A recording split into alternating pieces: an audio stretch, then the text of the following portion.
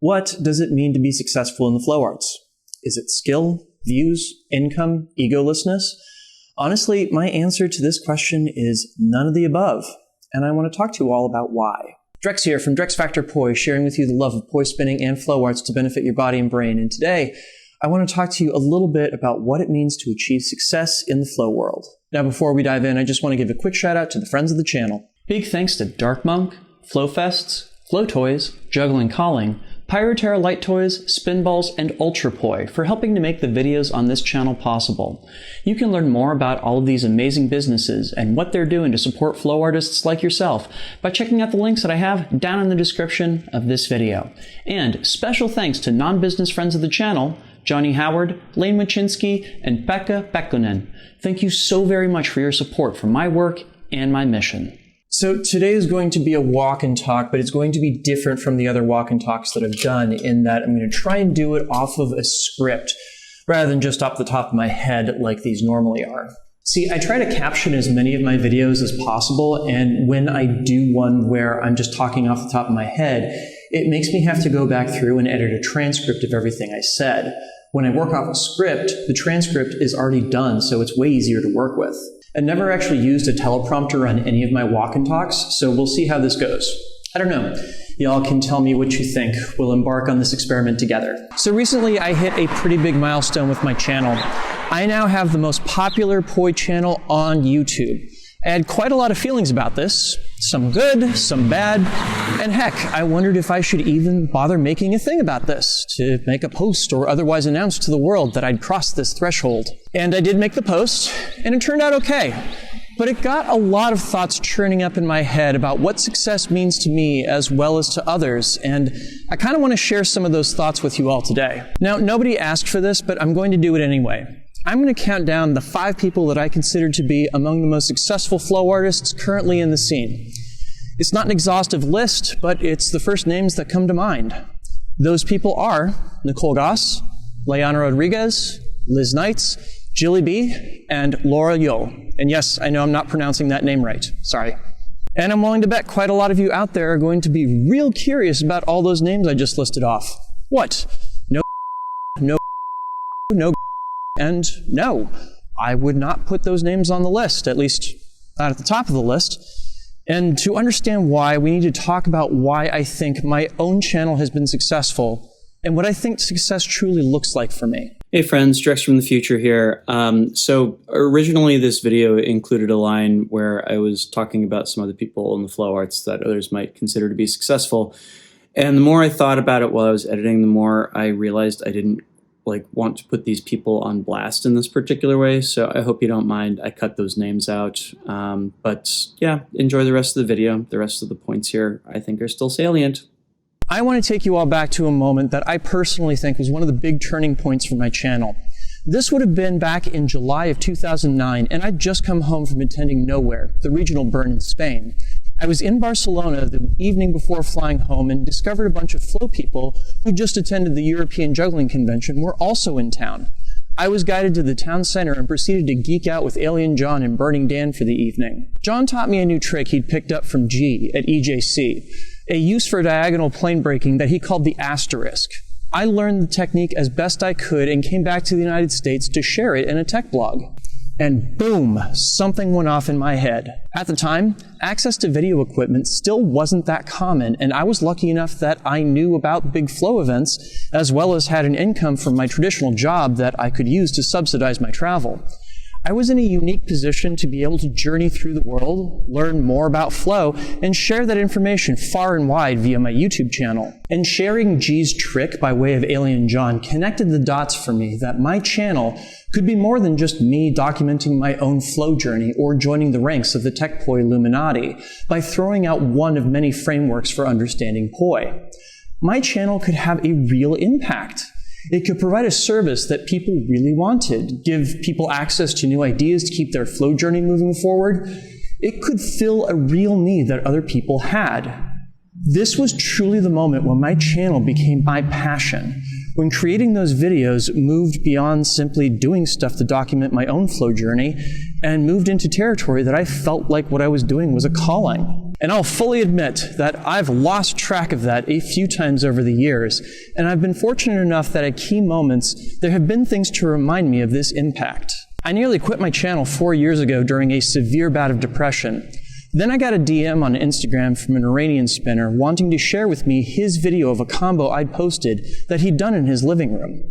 He had to keep his flow on the DL because in his country it could get him into trouble. And knowing that I was creating things that were helping to make his life a little bit brighter, yeah, once again, impact. I don't know if you're watching this, dude, but for what it's worth, getting those messages was what pulled me back in. Thank you. Now, here's the thing. I frequently feel very out of place in the flow arts because of this. When other people frame successes, it's almost invariably around engagement or attention. People are successes when they have videos that go viral and rack up millions of views. People are successes when they go on America's Got Talent and get to show off their skills on national television. And I just genuinely do not see it that way. Which, don't get me wrong, I am not attempting to throw shade here. It doesn't have to be an either-or proposition. We can have people that go on AGT and have a huge positive impact on the people and communities around them. We can have both. The problem is, I just almost never see both happening. So that takes me back to those people I listed out as being the most successful flow artists I could think of off the top of my head. But what do they all have in common? Impact. Nicole has had a key role in improving the visibility of Black flow artists, campaigning for body positivity, and frankly, making the flow arts a place that isn't centered around simply showing off the hardest trick that you can do. Her content is engaging, fun, and more than that, it makes people in our community feel seen who have never felt seen before. Leanna is one of the most effective community builders I've ever seen. She uses her feed not just to show off her own work, but to solicit thoughts from the people in her audience. Perhaps more than any other flow artist I've ever seen online, she uses her platform to have conversations.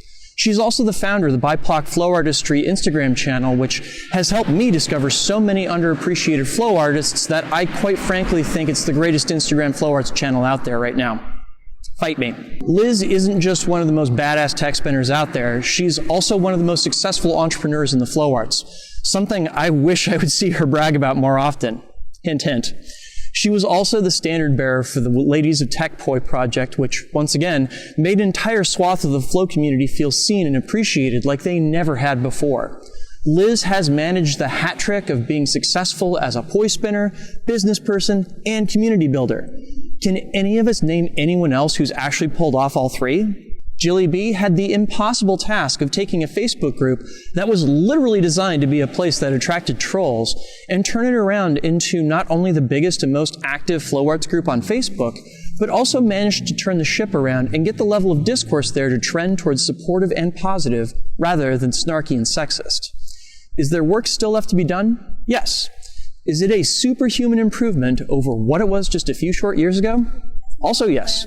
She's guided PoiChat into a position where it's an asset rather than a liability to the community. I don't know if I'd even be aware that there was a Russian poi spinning scene at all if it were not for Laura Yo. Again, it's not just that she's a virtuosic spinner. She teaches classes, organizes events, highlights other artists, and more than anything else creates a sense of connective tissue around the Russian scene. I wish we had a version of her in the United States to give us a more unified and cohesive vision. Y'all are incredibly lucky to have her. So again, what do all these people have in common? Impact. They don't just engage with their communities, they actively work to improve them, to give people a sense of shared identity, to answer questions or inspire, to make the unseen feel seen for the first time. And I can't help but think as I'm rattling this off, what if this was our metric for evaluating success in the flow arts, much less what we appreciate and respect? What if we centered our attention around impact, around kindness, around care, support, and uplifting others? What if we were as excited about the release of the Ladies of Tech Poi as we were about an artist getting featured on TV?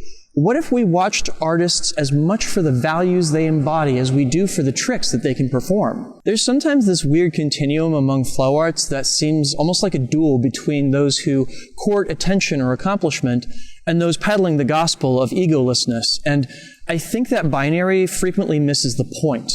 We can recognize people for accomplishing great things in our community without necessarily fixating on those accomplishments purely being those of virtuosity or achieving clout. So in the end, do I think I'm a success? Yeah, I do. But not for overtaking Playpoi as the most popular poi channel on YouTube. I think I'm a success because time and time again, I've looked at this channel not as an outlet building my cred as an accomplished spinner, but because I've continually looked at it for new ways to serve the people watching it. And for the record, I would like to believe that my channel's popularity and that intention are correlated, if not one being outright the cause of the other. So if I leave you with nothing else today, I want to leave you with this question. Whose accomplishments do you view as a success in the flow world, and why? What values do those accomplishments represent, and whom have they served? I think this is a question we all ought to be asking ourselves with regards to the people that we look up to and the models we seek to emulate. Just food for thought.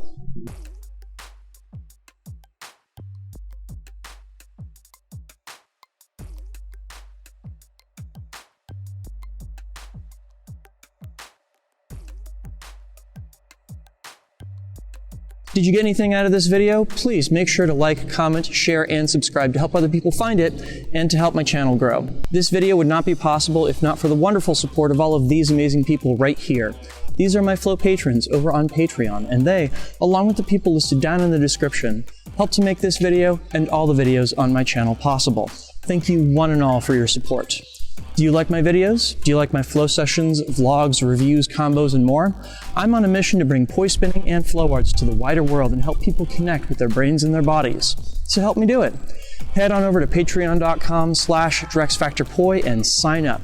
You can do that at the link in the description or the card that just popped up if you're watching on YouTube.